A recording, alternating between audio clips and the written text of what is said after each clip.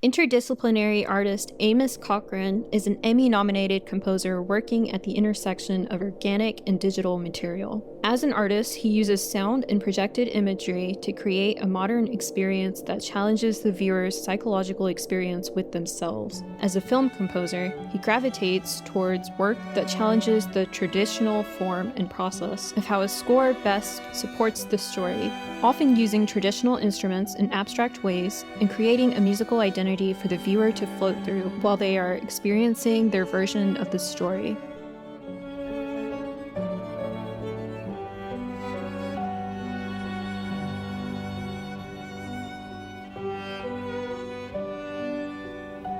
I don't know if you know a lot about Tightwires, but I started it after grad school as a way to document my life post graduation and finding ways to incorporate art in my life. Obviously, as a writer, that art was mostly writing for me. But are you a writer or?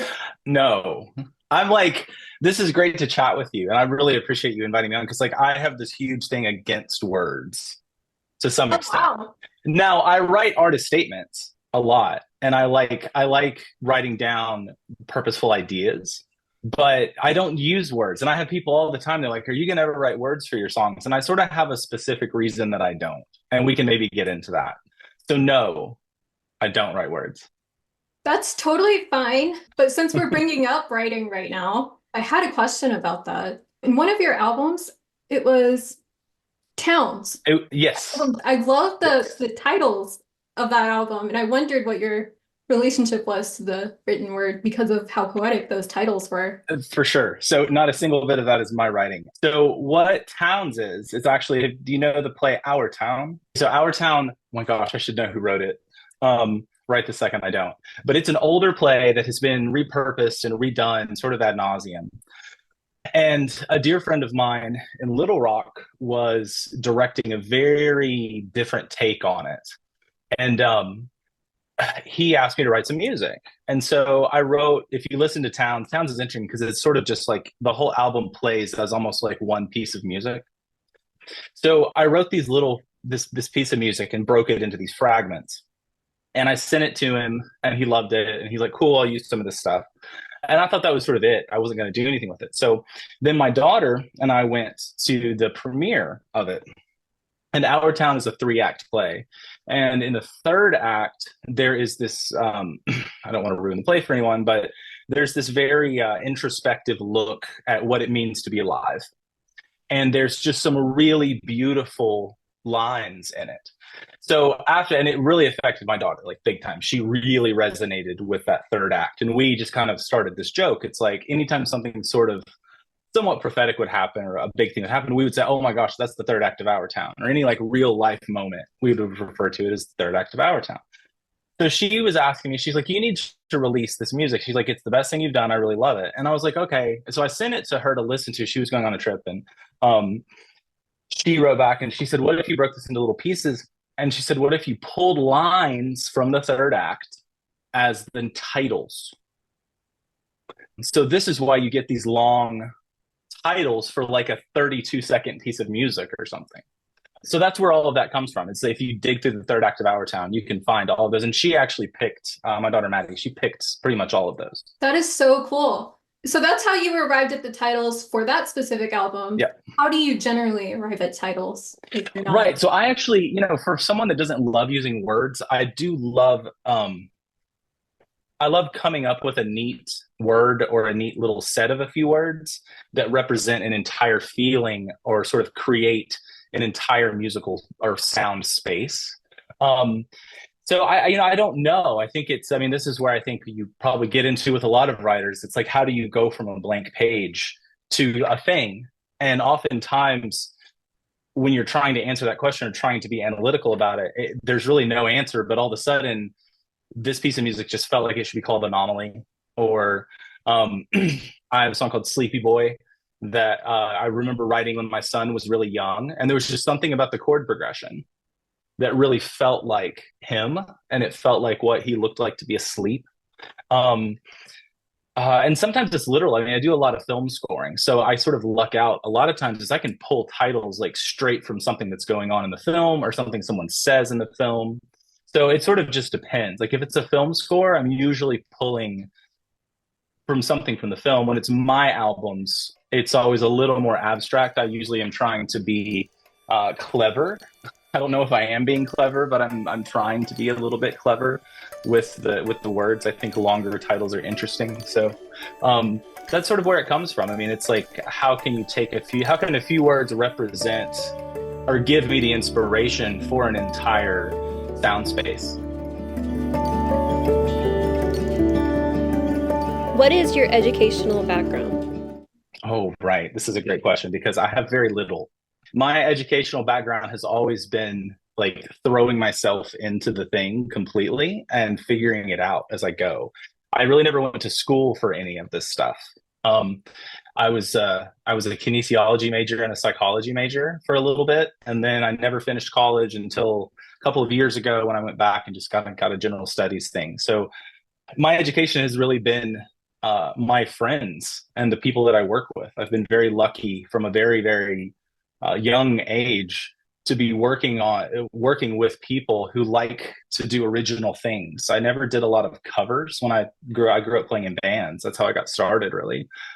And so much of my education has been really diving into the deep end. Like the first film score gigs that I ever got, I had there was no safety net. I had to get it right. Like it had to work, or I wasn't going to get paid. um, so that's really how. I mean, I've learned along the way. I've learned some specifics musically and about theory and some things like that. But it's nothing that I ever really worry about that much. So yeah, my education in all of the stuff that I do is very limited on a traditional education level and more of a figure it out level, which has always been how I function in general. That's really great. I kind of veered off with this because I started talking about writing. But a big part of That's cool. Tightwires is like finding ways to find like success outside of institutions and like academia.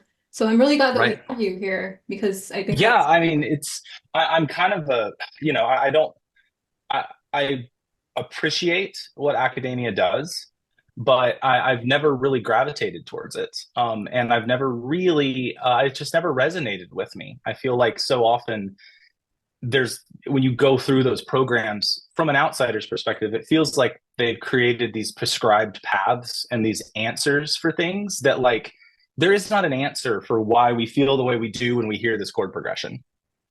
But you can like go into the theory and go, oh, it does this and it does this and it does this, but it's like, but who cares? Like, how does it make you feel? And how is it supporting the thing it's supposed to support? So I've really, I'm not your best subject when it comes to sort of understanding academia and then finding avenues outside of it because I've always sort of skirted outside of it. I've gone and taught classes, and what's funny is I've ended up teaching like not semester long, but I've gone in and taught master classes and gone in and done talks like with PhD students about creativity. And it's so funny to me because I'm always over here like I have no idea really what I'm doing at all. Um, and I'm just trying it out and seeing what happens. no, I think that's very valuable. That's great. When did you feel like you had your first big break? I mean, I think there's a lot of like areas. I've sort of at this point, I'm quite fortunate in how many spaces I've been able to occupy and I've been able to work in. I think if I go back to sort of where all this started for me was playing in bands, and I wouldn't really consider it a big breakthrough necessarily, but like I had a moment in the garage with my friends in high school where like what we were doing just felt so perfect and it felt so good, and like we were creating a thing in a moment that just made my soul feel correct in a way. And so that was sort of a breakthrough in a sense of knowing what something can feel like. And ever since then, I've joked out loud and with myself, like all the work I do, it's like I'm trying to get back to the garage and like get back to that feeling. So that's more of a, I don't know, that's more of a sort of a spiritual kind of breakthrough of sorts. But like when I scored the first film that I ever had, it was a situation where a friend of mine knew I was wanting to start. I was writing music for different things, and he said you should call our friend Daniel. He's doing a new movie. So I cold called Daniel and I said, hey, can I write the music for your film? And he was like, can you do 40s jazz? And I was like, yes, absolutely, I can do that. Even though I had no idea how to do that, I lied my face off and got the gig and figured it out. And then we won the film festival in Little Rock that year. And I feel like that moment was really a big turning point. I would say more of a breakthrough, sort of a turning point with different things. So with film things, it was that, and things have really just evolved to some extent from that moment on. Do you mind sharing the name of that film? Oh yeah, it's called The Orderly. It's a very neat film, actually. I haven't thought about it in quite a while, but I was really fortunate. Again, like I got in with a group of people that were making very quality, very original stuff, and it felt good. It felt good to work with them. I feel like working on film really resonated with me because it felt like being in a band. I mean, I think at the end of the day, all I've ever really wanted to do is just be in a band, and being in a band doesn't allow a lot of other life things for you. So I found these other avenues where I do get to collaborate and I do get to build relationships with people. Do you mind talking a bit about those bands and what became of them? Oh, what became of them? I mean, very little, not a lot. They were all Fayetteville-based bands. And this was in like the early 2000s, I guess. And there was a lot. I was playing, like I played bass, and I was at one time I think I was playing in like 5 different bands. And two of them were actually, I guess three of them four there was a lot now that I'm thinking about it. One of them was not very good, but very important. It was like my band in high school called the Thomas Gray Band. And then my friends, Trey and Michael, my sort of lifelong friends, after that band ended, we started another band where we actually improvised everything. Like we would get shows and then we would just go to the show and just make everything up in front of people. Which that sort of taught me that lesson of just like diving into the deep end and learning how to swim as you go. And then there was a jam band I played in called Mountain of Venus that was great because they were actually all a good bit older than I was, and they invited me in to play. And I got some really wonderful experience playing with them. Like we'd play at George's and then be 200 or 300 people. And so I would get to experience that without having to travel and without having to go on the road, and I could be home with my kids. And then another band called String Theory String Theory was probably, I've always said String Theory was the band that like we could have actually been a big deal. Like we could have probably played at Coachella this year if we had kept playing. But alas, bands are very hard and we did not keep playing. So Is there anything you would do differently if you could like talk to your former self? that's a dangerous question. I think, I don't think so. Honestly, I think being able to give that advice would negate the lessons I had to go through to learn what I've learned to do what I'm doing. And it's such a path deferrer to think of something like that. So I mean, I may have earlier on in my film scoring career said, find some string players to play with a little bit earlier, because when I started scoring films, I really stopped playing live completely, and then had some life changes happen and found myself in a different space where all of a sudden I really wanted to play live again. But it was with piano and strings, and there was this huge gap between those two times. So I may have said, play a little bit more. Like, don't forget to play, which I'm actually telling myself that right now. I haven't played a show since you saw me play. I haven't played a show since then. So it's been a minute. Wow. Are you playing this weekend? Oh, at the Artist 360 thing? Yeah. No, I'm not actually. I played the last 2 years. I would almost be hesitant to play again. It's like, I don't want that to be what is Amos doing this year? So no, I'm not playing at that. I'm just going to hang out and have a good time. Are you going to go? I was thinking about it. I have a lot going on this weekend Right. in particular. Yeah. So no, I'm not going to play at that. I'm really actually looking forward to just being an audience member. I think too, like mentioning a little bit, this year is different for me, and I'm a less but focused thing. I sort of want to, like, I feel like I've been doing so much, and like I've accomplished so much of what I've wanted to do in the last 4 or 5 years, that like I need to sort of just sit back and be an audience member and watch my friends and be inspired again. So I'm not playing, and if I were playing, I'd play and it'd be fine. But I'm glad that I get to just like eat little cakes and have coffee or whatever we do. It's always so fun. I love it. I love that. I mean, Artist 360 is it's incredibly important to so much. I mean, we wouldn't be sitting here if it weren't for that. There's just it's one of those things. There are certain things that show up in our life that I don't want to say is this like total life-changing event, because those are different. But it's very important to me, and the people I've met and continue to meet, I'm very grateful for. Absolutely. Yeah. So shout out to Artist 360 in Mid America. Absolutely. Speaking of being inspired, can you talk a bit about your creative process? Or, it's weird. I think it's a lot of like just trying stuff out and just making things up.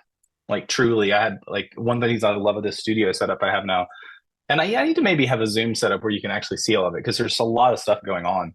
And I have these little tables set up of just different sound things, and my piano's over here. And so a lot of it is really just sitting down and just seeing what happens. And I'm recording pretty much all the time, either on my phone. Usually it's a voice memo, or I have a little small like portable recorder. And I just kind of see what I like. Like I listen back to it. And a lot of times I'll have played something for 20 minutes and there's like 15 seconds in the middle. And it's like, that's cool. So tomorrow, let's start there. And I think it depends on the project. I mean, I'm fortunate enough to work on so many different kinds of projects that sometimes inspiration comes from like a curatorial statement, if it's an art piece. If it's a film, obviously the film. And maybe more than the film itself is going to be the relationship I have with the director and the conversations I have and what they're after. And, am I making something that resonates with me? Because if it doesn't resonate with me for all of these things, then it's pointless. There's no reason to show anyone else. If I don't get moved by it a little bit, how can I expect someone else to? So, and a lot of that really is trying stuff and then being completely okay if I've worked all day and I don't like it.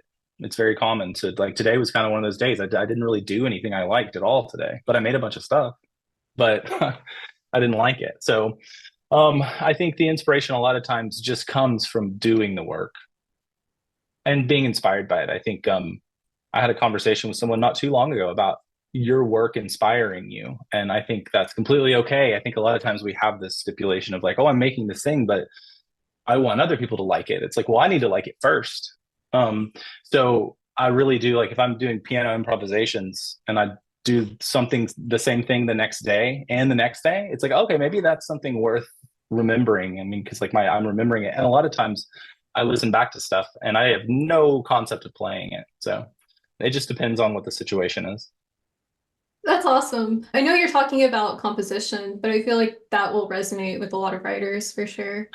Yeah, I mean, because I think, process is process. There is no, I mean, we can say it's composition. If I'm making a visual piece, I'm working on a program in the computer and moving shapes around and just kind of seeing how things flow together. And I mean, it's always a blank page. It at first, and then we finally write some stuff on it and we look at it and see if we like how that works. I think, I'm fortunate too. For the most part, my work is time based. Like time I see as a medium in all of my work. And I think with writing, time it's not like a painting where you can just look at it and take it in. And I know you can look around a painting and paintings are time based as well. But if you have to read through 5 pages to see how you feel about your work that day, that's very time based. So and I'm grateful for that because I think when I have to do graphic design stuff, I'm the worst at it because it's like I either like it or I don't. And I don't give myself a lot of time because you can look at a thing and go, I like that. Like you can look at this and go, I like that, or I don't like that. I'm not going to sit here for a while and be like, Whereas if I'm listening to something or if I'm watching something that I've made, then that time is going to play into how I perceive it. And I think that's the same way with writers. My dad is actually a writer. He's published a few books. And so I grew up watching him stay up late at night and type on a word processor. And just that the amount of pages he would have to reread and scribble through. I think that's probably when I wasn't thinking about it that way at the time, but that's when I observed some kind of a creative process for the first time. Who is your dad? Tom Cochran. Okay. Are you any relation No, to Maisie Cochran? no, but we actually kind of grew up together. Oh, interesting. So Maisie's dad, Bob Cochran, I know him really well. We used to go out to, our parents kind of threw this like beginning of the year party, end of summer party out at their house, and we would like run around the woods till all hours of the night. And so I knew them growing up, and people always thought that Maisie and I were brother and sister or something along those lines. So not related, but definitely at a younger part of my life, we did all spend a lot of time together. Cool. Okay, so you touched on this a bit, but how does the creative process vary when you're composing a movie soundtrack?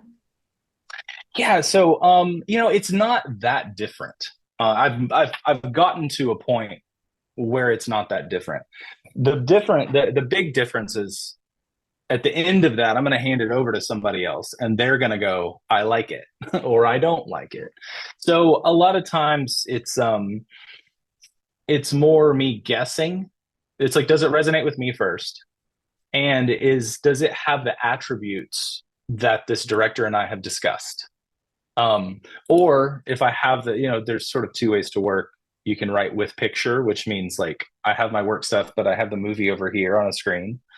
And so then all the writing is being dictated by what I'm seeing.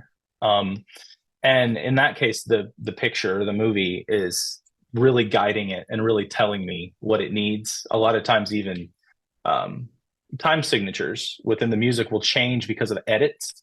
Something will be going along like 1, 2, 3, 4, 1, 2, 3, 4, and suddenly I have to be like 1, 2, 3, 1, and like a different count because the edit does something.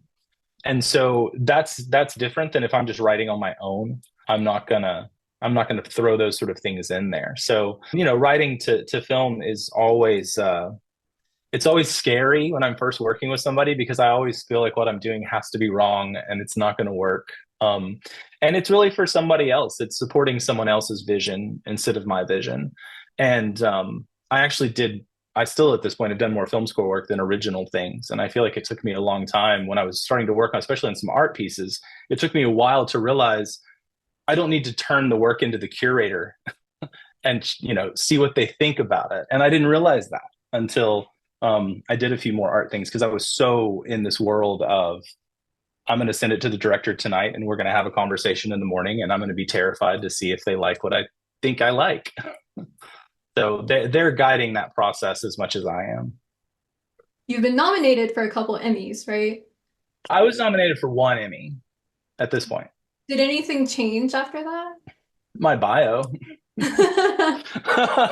That's really about it. I think I don't think I really got necessarily a lot of calls. People like to introduce me as Emmy nominated composer. Again, it sounds pretty dope. And I have a cool little picture thing on my wall that mentions it and has the little statue that I didn't end up winning. And maybe it was for the Mid-American Emmy Awards, which that's kind of a different thing a little bit. I mean, it's kind of there's a bit of a system to that I don't necessarily love. However, I'm very honored for it. The score, that mainly the film that I did that for, was called Dreamland. This fairly amazing film about West 9th Street in Little Rock. And that film was great. And I love that me being nominated put some more light on that film. Did it like get in your head or like change your process at all? Not really. I've never really been a huge fan of like those type of things. I think they're great to put on the wall. I think they're great in the CV. They look great on grant proposals. They're sort of a tool, I think, to leading to other things, which is nice. But I don't really think about it. I mean, I wrote that score in my pajamas while my kids were after I put my kids to bed. So, no, I wouldn't say a lot changed at that point. That feels no. I've always kind of I've never. I don't want to say I've never let those things change anything, but they've never. I love them and I'm very grateful for them. But I don't feel like they define anything because at the end of the day, that's work that's in the past. And for the most part, I'm always more excited about what I'm working on than what I did. That's awesome. Let's talk about your latest album. Okay. Can we talk a bit about how it came to be? Sure. This is Opera House, right? Yeah. Cool. Yeah. Okay. So there I live in Van Buren, which is a little bit south of Fayetteville. And there's an old opera house in this town. This is a smaller Arkansas town, but they have an interesting main street and they have this old opera house at the end of the main street. And I've been spending time in that opera house for a very long time. My daughter's done plays there. I've at times done sound and lights there. And it's just a really unique space. And I've always thought one day I would like to play here. I don't know when, but this would be neat to do. This is probably, I don't know, 5 or 6 years ago, maybe. And I met the director of the Fort Smith Symphony, John Jetter, one night at a thing, and he and I really hit it off and really had a great chat. And we just kind of have a lot of fun together. We get real silly when we're around each other. I feel like we have fun just kind of chatting and being silly. And he's like, we should do something sometime. That's always what always happens. You meet people and you have a good time. And you're like, oh, we should do a thing. So we talked about me doing a symphony thing, and I'm really not. I don't write symphonies. I like smaller groups because I can't read music. I'm not formally trained, and so there's certain things that resonate with me and certain things that don't. I think eventually I'll write perhaps a bigger piece for that size group, but it's just nothing came to fruition. I actually did some visual stuff for them one time, which was a lot of fun. But we just kept talking and we kept the conversation open. And then he called, I guess it was end of 2022. And he said, hey, we're going to do this new chamber series, this smaller music series that the symphony is going to start to do called Perspectives. And he's like, do you want to do it? And I was like, absolutely. And I literally picked my players from the symphony. There's 4 people that I just adore who play in that symphony. It's actually all the first chair of the string sections. And I was like, can we do it? He was like, well, where do you want to do the show? And I was like, can we do it at the Opera House? This would be fantastic. And he said, that's cool. That's cool. He said, but they don't have a piano there, which part of my playing, I don't play live a lot. And when I do, I sort of demand a piano, a real piano, not a keyboard. And I said, I will, I'll pay to have the piano moved in, pay to piano moved in, meaning my friends and I are going to haul it up these stairs because there's no good load-in spot at this opera house. So we brought my piano from home to the opera house, and that's how the show came about. And it was pretty phenomenal, actually. I think it's the best night of music I've ever experienced of my work on that level. And that whole year, actually, the beginning of last year, the symphony, I sort of had a partnership where I played multiple shows with different string quartets from the symphony, but that was the one. And I brought my friends in from Soul Studios to run sound and record it and video it. And so, I knew it was one of those, this is going to happen one time and exactly like this. And so that's how that show came about. And then I did an edit of the video and then put it out originally just on CD. Do we remember CDs? The little circles with the music in them. I had become, and I still am, honestly, really disenchanted with Spotify and just the way streaming works. I think it's really unfortunate and really uncool. And so I thought with this release, what if I initially just put it out on a CD, just to kind of see what the response would be to that. And so I did, and I sold a lot. I think you bought one. Yeah, I think you have the CD. I did. Yes. So I guess I should apologize to you that now I've released it on streaming services. I promise it wasn't a con. I realized, I was just curious, if I release on CD, will people listen to it? Will they go and watch the video? And the answer was sort of I don't know. And then the video wasn't being watched much. And I thought, this is this is good. I feel really good about this show. This is really good. So I decided to release it a few weeks ago for Piano Day. Actually, there's a holiday that a German composer who's one of my favorites named Niels Fromm started 5 or 6 years ago, called Piano Day. It's always on the 88th day of the year. So I try to do something to note Piano Day. I've done shows before. I've done radio things. And this year I thought, well, let's put that on the streaming stuff. So that is out and available. And I'm starting to release, I think every Sunday-ish, I'll be releasing a little clip from different songs in vertical video, Instagram happy format. So you're really into piano. I think I might be. I like it a lot. I mean, it's funny because that's a funny way to put it. Really, I do. I love the piano. I think it's a fascinating instrument. I prepare it a special way. I put felt over the strings, and so that it's softer. There's a dynamic to it, I think, that you can achieve. And just writing so much film score stuff, I had a bunch of sample instruments for many years, which are basically like fake versions of orchestral instruments. And you play those just on with a keyboard. And so I was sort of learning how to write music with a keyboard in front of me. Um, and it's just been what I hang out with the most. My mom and I have this huge, we don't have a huge argument, but we have this slightly huge argument about, I don't see myself as a piano. I'm not a piano player. I can play piano. Like I can play my songs on the piano. But if you put music in front of me, I'm dead in the water. I cannot play it. I really can't even jam with people on the piano at all. I'm really still a better bass player than I am a piano player. But piano has been the best outlet for my ideas at this point, is how I like to put it. Who are your favorite composers? I love Johnny Greenwood, who's the guitar player for Radiohead. His film score work, I think, is the most original, most phenomenal stuff. Specifically, the score to The Master is amazing, and really everything he's done, I'm a huge fan. I really like Niels Fromm, who's a German composer. He's super. He's the guy that started Piano Day. I like who else do I like? I really like Hans Zimmer a lot. These all feel very cliche to me at this point, now that I'm saying them all out loud. But I actually just ran into this dude the other day. Hold on, let me look this guy up. Just last night, like middle of the night, I found this guy, this saxophone player. His name is Caleb Ardondo. Oh my gosh, the dude is amazing. He like goes into these parking decks and plays like these really repetitive saxophone things. So like as of last night, I really like him. I really like Ben Frost, who came to the Momentary not too long ago. I actually got to hang out with him, and it was wild.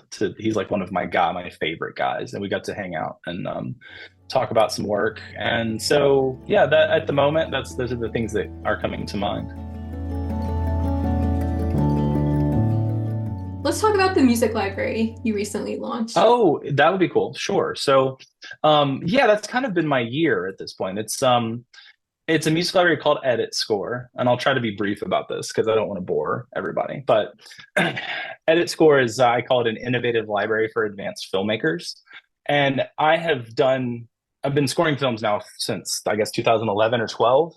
And one thing that has been a constant problem that I see out in the world of scoring films and making much lower budget films is I've had so many directors call and they basically say, "Hey, Amos, we want you to score the film." And I'm like, "Cool, that's this much money." And then they shriek and run out of the email.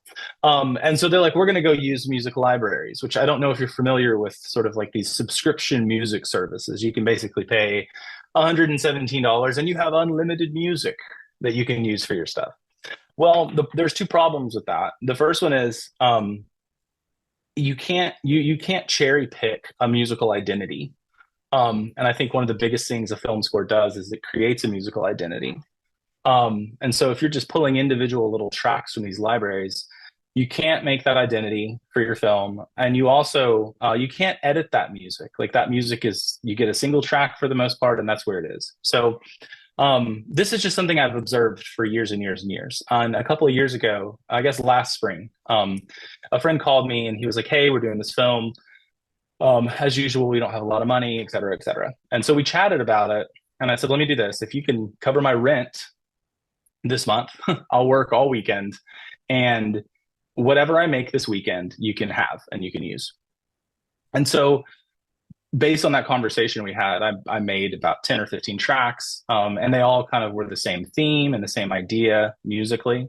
And then I sent him what's called the stems with that, which means let's say a track is playing and there's a piano and a violin and drums. So each of those instruments are a stem. And what's cool about the stems is you can edit that in any way you want. On the editor's end, they can cut it, and they can kind of, it's almost like giving you Lego pieces, and you can rebuild the Lego however you want, but you're building it within that musical identity. He called me a few weeks later and he's like, "Hey man, we're able to do the whole film with this. This is amazing." And then a light bulb just kind of went off. I was like, "Oh my gosh, why does this not exist?" This type of library, like why are there not libraries that are based around albums of songs and you license the whole album, giving you all of these tracks that are very similar in theme and sonic material, with the stems for you to edit. So that was the idea for Edit Score, and I launched it at Sundance this year when I went out to Sundance, and that's kind of been my day, is just getting up and working on new music and working on the business end of that, and growing something that I really hope is a very good resource for filmmakers, and also too for me on the back end of it. It's a very easy transaction. I send a folder and an invoice, and it's much easier than diving into 3 months worth of writing music. That sounds so cool. I think most YouTubers use Epidemic Sound. That's what I use. And I know Yes. Epidemic Sound gives you like the capability to download stems, but I don't think it gives you Nice. the ability to like manipulate them in any way. So You can probably, if it gives you the stems, you can manipulate it. But like, I think one of my biggest things is like, you don't get that musical through line, is the way that I like to put it. Like, if you get a track from Epic, it's a single track, and you get another track and it's a single track, but they weren't made together. They weren't made with the same melodies and with the same ideas in mind. And that's what the Edit Score albums do. Is there's 7 albums right now, and each album is like a musical identity. And that's really, that paired with the ability to edit that any way you want, that's sort of where the magic is. So we'll see how it goes. It's something I'm really committed to right now, and I'm giving myself this year really to let this be the focus and see how it can grow, and hopefully bring on other composers in the future. And I have a much larger version I'm working towards. So it's little right now. I did take a look at it. I loved how some of the tracks seem to follow like a typical hero's journey plot progression. Okay. And I wondered what the organizing principle was behind these tracks. That's a great question. Some of those tracks are from old albums of mine. Like, some of those albums are either old albums I've repurposed for this, or some of them are actually old film scores that I have the rights to. It's one thing I've was smart enough to do all this time, for the most part, is keep the rights to everything I write. I think that's also a benefit of getting paid very little money, is you can say, hey, yes, I'll do that, but I'm going to keep the rights. So, a lot of that had stories and had things I was initially writing to, but they work really well as scores. And so now, though, like when I'm writing like the newer albums that are coming out, I'm sort of just writing them. I'm not writing them to picture. I'm not writing them to anything. And it's more of, I'm just kind of coming up with scenarios and stories and seeing if the music mimics that or not. But it's more for me right now about finding themes and finding chord progressions that I really like. And then making a lot of different versions. I've done this a long time. So if I write a piece of music, I can also write like 5 versions of that piece of music. And that's what I realized with Edit Score, is at the end of the day, if I can give people the variety within this musical identity, that's how they can go off and feel like their film has a musical through line that they wouldn't otherwise. Now, I should also note at this point, Edit Score is not a substitution for an original score, and nor is it what I want to do original scores. But the honest truth is, they're really the ones that pay well enough to really do well, they're very few and far between. So right now I'm seeing Edit Scores, like I've sort of mentioned down here, is an original score and People Shriek and Run Away, and they use the libraries down here. Well, Edit Score is sort of right in the middle. As this thing, it's a different option. And it also helps me build relationships. I think that's the biggest thing for me too. The libraries that you can pull from, like when you pull from Epidemic Sounds, you didn't meet the composer.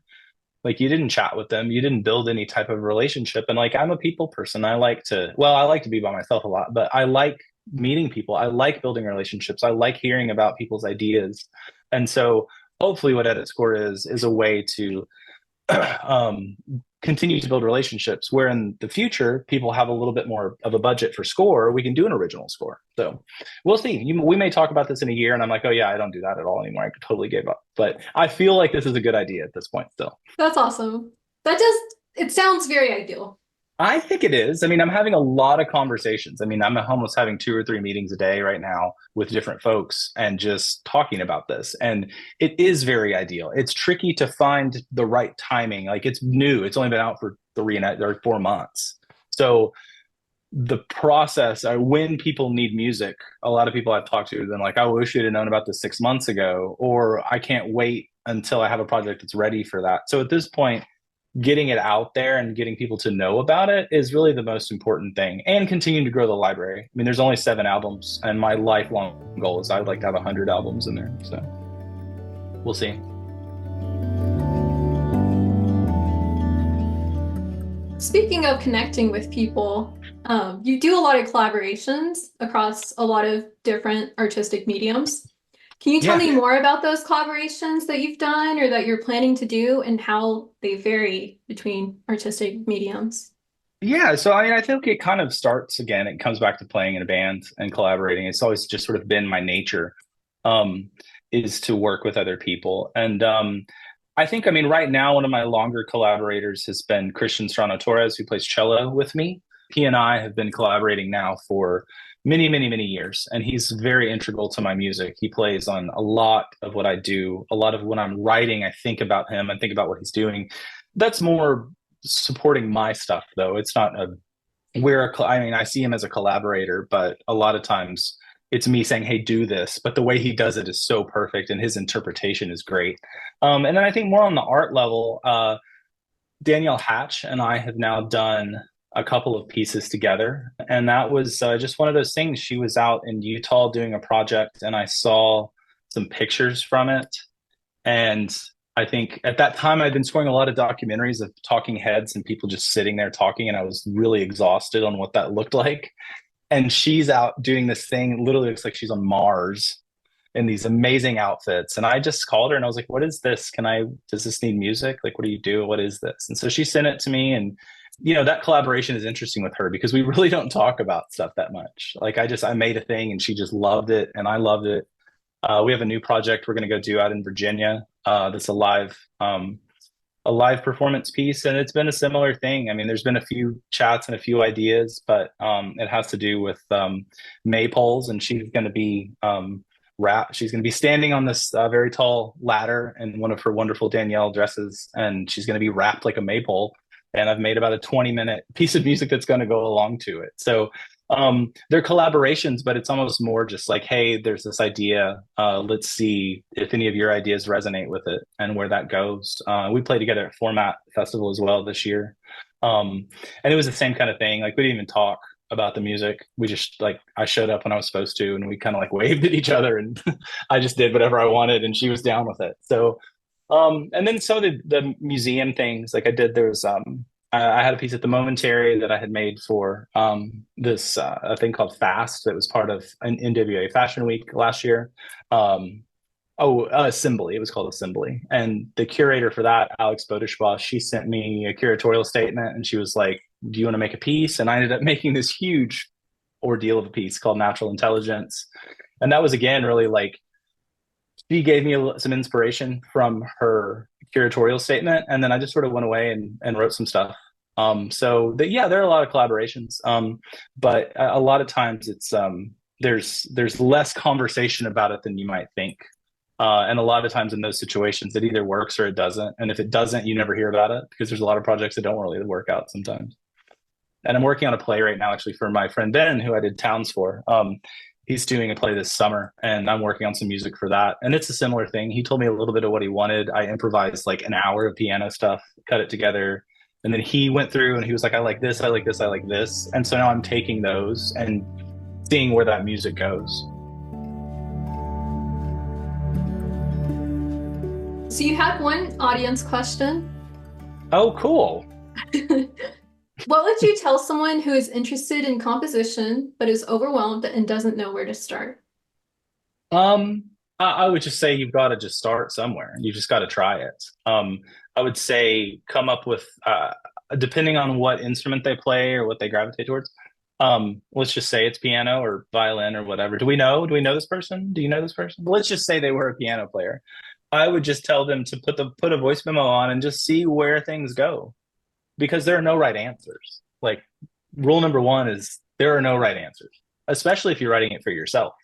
I think there's this concept, not even a concept, there's just this stipulation that, oh, I don't know enough to do that. Well, of course you do. You just have to try it out. I think it's like I mean, everything starts out as an improvisation. And if it's a composition, it means we sort of continue to commit to that idea or that set of notes in that way. I mean, we're improvising all day. I mean, when we get out of bed and walk into the kitchen and start coffee and, get dressed, we don't plan out how we're going to do that. We just go do it. But when it comes to something like music, it's like, oh, I don't know enough. It's like, of course you do. It's just about trying and seeing where things go. And if something resonates with you, that's where you keep going. And if it doesn't resonate, then try again tomorrow. I think that's a great response. I hope so. I can probably give a totally different one, but yeah, that feels good. I mean, I think it's really just about. I mean, what would you say with writing? What would your answer be to that with writing? Can I interview you for a second? Like where would you start with writing? Yeah, like let's say let me ask you. Hi, Hiba, I would like to start writing poetry. I have no idea where to start. Yeah, I guess you would just start. Yeah, I mean, you just start. You just see what happens. Yeah.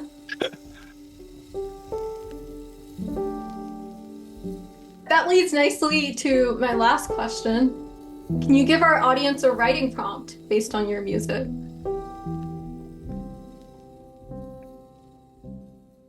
Yes. Okay. So my writing prompt would be to. Is this like if they put on my music? Like, is the goal for them to put on something of mine? It can be that. Okay. So I've never given a writing prompt before.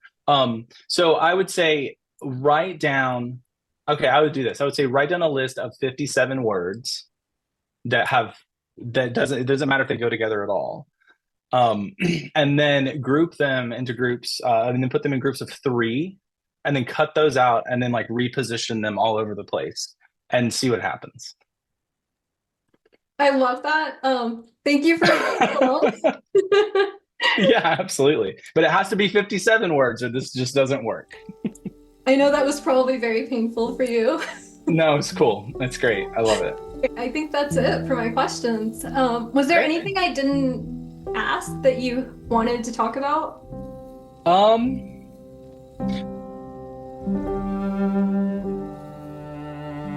No, I mean, I love it. I love chatting with this stuff. I do want to tell you a story real quick because I thought of this today. And you don't have to put this in the thing, but I just wanted to mention it because like here we are on a longer chat. Do you remember the first time we met and like actually talked to one another? I don't. Was it Okay. at the Artist 360 thing? It was at an Artist 360 thing. I'm not sure if it was when it was, but it was at one of the Artist 360 things. And we had sort of like done the usual, like we became friends on in Instagram because we're part of these groups, and we like, said hi occasionally. We never like met. And we finally were in the same room. And I feel like this is true. We like saw each other. And so we were like, oh my gosh, hi, it's you. I was like, I what's up? Like it's you. And we sat down to sort of talk. And then like we didn't say anything to each other. And I remember it being so funny and slightly awkward because it's like we had talked about how we should talk and like just all these ideas that we have individually. And we like sat down and it was just like, cool, so I'll see you. That is so funny. I know. I don't remember that at all. I remember this. Yeah, I do. I remember this very vividly and being like, oh, okay. But in the best way. Like sometimes there's nothing to say and that's totally fine. But it was sort of like we were gonna finally sit down and say hi to one another. And then like very little like actually came out. And it was funny. It was funny. I bet it was one of those like quick socialization rounds. Maybe so. Networking thing or something. Yeah, I think that's possible. There's a weird bit of pressure with those, I think. And I know because I've done some facilitating with like I'm an Artist 360 facilitator, and I'm going to go down again to Catalyze in Little Rock. And there's always conversation with us of like, how do we get people to relax and like just sort of feel comfortable? And that's hard because everybody is so different. And in those moments of like, you have 4 minutes to talk, it's like, oh my God, what do I actually say? And all of a sudden there is nothing, I don't know, I have nothing to say. So this was a much better conversation. And I'm glad you don't remember that way. It's this bad thing. And you actually wanted to chat with me. So I'm glad it's been fun. That is so funny. No, this is great. Thank you so much for doing this. Absolutely.